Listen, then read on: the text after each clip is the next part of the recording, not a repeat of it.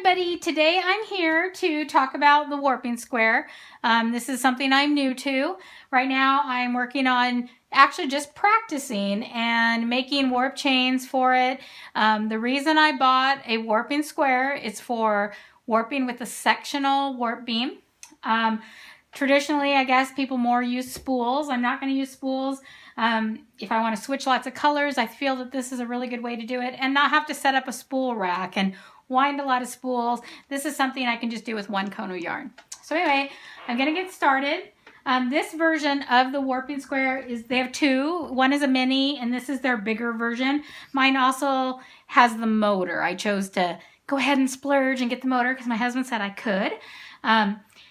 The setup of it can do lots of different sizes of warp. So this one, it can go up to 52 yard warp. And how I determine that is by the number of rotations and if I set it up in A, B, C, or D. So I have mine set up today in configuration B. I'm going to do 3 revolutions. I'm going to do an 8.5 yard warp. The warp sections I'm doing are going to be 32 threads, and I do have up here, I've got a reed set up for that. And actually I just took pipe cleaners, you could take tape, whatever, and I just sectioned it off so I knew if I do 2 per slot, I'm going to have my 32 warp ends. Okay, so what you do in the very beginning, of course, I've already got this warped where I only have 2 more sequences to go. But the first thing you do is you're going to take your warp end, your first warp, and here you can see that where I stuck one little piece in, that was my beginning. And how I know how many warp ends I've done is when I count through the reed later. But I'm going to put it in configuration B, which told me to tuck it in here and then go around this peg and over. And now you can make it with a cross or without. I am going to go ahead and use a cross.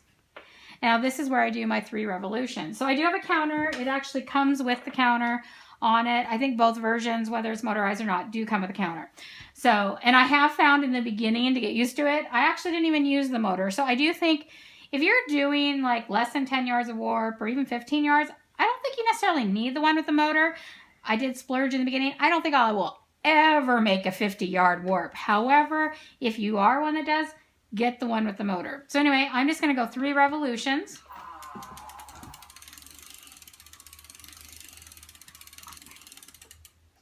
Okay, so here's my 3 revolutions. Every time it passes right here, it's going to do your counter. And this is actually, I only have 2 more to do to get my 32. I'm going to feed it through my reed.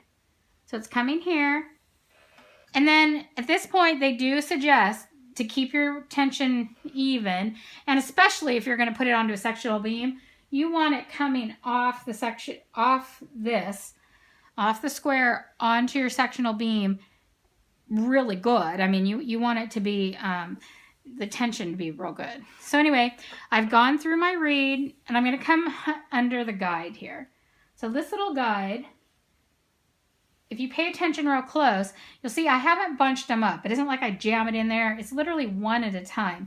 I'm wanting this to keep nice even tension. So I just went under it and then I'm going to do 1 more cross. Come over here and do 3 more revolutions. And then I'm going to show you how, after I've done the 3 revolutions, how to take it off. So, go. Okay, so here's my last one. And I've already pre-counted, so I know for sure I'm right. I've got 32 here. I'm going to put it under this clip. And then I'm going to cut it off. Okay, now this is actually right when I'm going to tie my cross. I'm going to go ahead and do whatever tying you like to do.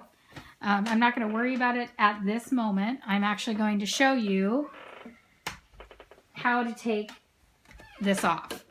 So the first thing I'm going to do, I want to protect my section because if this is going to go directly onto my sectional beam, I got to make absolutely sure that these don't fall off, and I want to keep nice tension. So I've actually just taken a little bit of painter's tape, put it on there, and I'm going to prep this section here. I'm going to actually, it comes with a 10 and a 12 reed, and actually just took the 10 as an extra just there. I'm going to take that off for now because I'm going to move this to here. And this is where, when I'm moving it, I don't want these to come off. The very first one I did, I forgot to put the piece of tape on. Guess what? I lost these out of there. So I'm just going to come down over by my guide, and I'm going to cut it.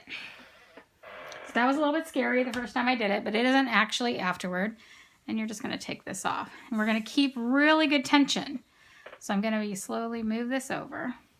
And this warping square has a height adjustment, so you can actually stand up when you do it, or you can sit down. It's completely up to you. It has these little pins in here so that the reed does not come out. But I'm going to go ahead and take my reed out, and I'm going to move it over to this section here. And this is where I'm going to take this and I'm going to butt this right up against my sectional warp beam. So if I butt this up against the sectional warp beam, and I'm literally going to wind it on, there is this knob here, and you probably noticed that earlier. This actually, it is designed to be where I can go either direction. It has ball bearings, and I'm not exactly sure how it specifically works, but when it's going the right way, when I'm winding, it's not going to hurt it to go backwards, but this is going to keep my tension. And so once I've set the tension for the first chain, I want to leave it because I want all my sectional, the sections to be perfectly the same tension. So, but this one, I'm not going to worry about that. I'm actually just going to be making a chain. So this is how, you're just basically going to chain like you would any other thing. And you can see there's tension on it, but you can also see how it's coming off the warping square. So, but I found this really interesting, and the more I've practiced, the more chains I've made, I've gotten more used to it. I've noticed everything's definitely very even.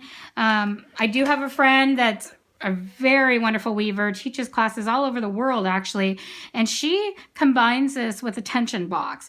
The Sawyer Bee people say you don't have to do that, but you can if you want to. So I do have a section that I've borrowed from a girlfriend, and I might go ahead and try that. But we'll see when I start practicing on the actual sectional beam. But I do find it I can feel the tension. I know you can't see it in a video, but I can feel the tension, and it feels really good and even. So anyway, that's it for now. I'm going to try in some future date, go ahead and make another video where I'm actually pulling it off onto a sectional beam. But for now, I'm just making my chain, and I guess I have to stop because I have not tied my cross, and before I get to it, I want to tie that cross off. So I am going to do that. So anyway, but that's it for now, and thanks for watching. And if you have any questions, let me know, message me or something, and I'll tell you what I think of the warping square. So anyway, that's it. Thanks.